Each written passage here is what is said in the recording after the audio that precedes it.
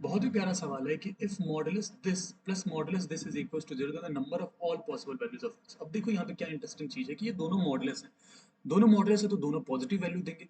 Positive plus positive zero कभी हो सकता है क्या? हाँ सर, एक केस में हो सकता है, जब ये दोनों ही जीरो के बराबर है। जब ये दोनों ही जीरो के बराबर है मतलब ये दोनों नॉन नेगेटिव चीजें आएंगी ना, बाहर से नॉन नेगेटिव चीजें आएंगी, तो इनको जोड़ करके जीरो तभी लाया जा सकता है जब ये भी जीरो हो और ये भी जीरो हो। इसका मतलब हम लिख सकते हैं कि x square minus 12x plus 32 की वैल्यू कितनी है? जीरो है। अब चाहे तो हम यहाँ पे मिड टर्म स्प्लिट कर सकते हैं, चाहे तो हम यहाँ पे मिड टर्म स्प्लिट कर सकते हैं। हम इसको क्या लिख सकते हैं? X square minus 4x minus 8x plus 32 is equal to zero. इसमें से अगर x हमने कॉमन ले लिया तो x माइनस 4 माइनस 8 अगर कॉमन ले लिया तो x minus 4 is equal to zero. x की दो वैल्यूज आएगी, कौन कौन सी? 8 और 4। x की दो वैल्यूज आएंगी, कौन कौन सी? 8 एंड 4। दूसरे केस में अगर चलेंगे, यहाँ पे क्या लिखा हुआ? X square minus 9x plus 20 is equal to zero.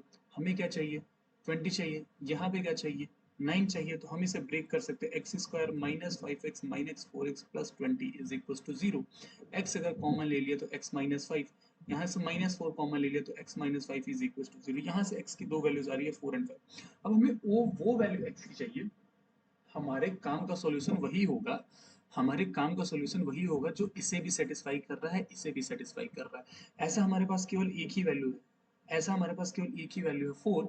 इसलिए आंसर हो जाएगा number of all possible solution is only 4।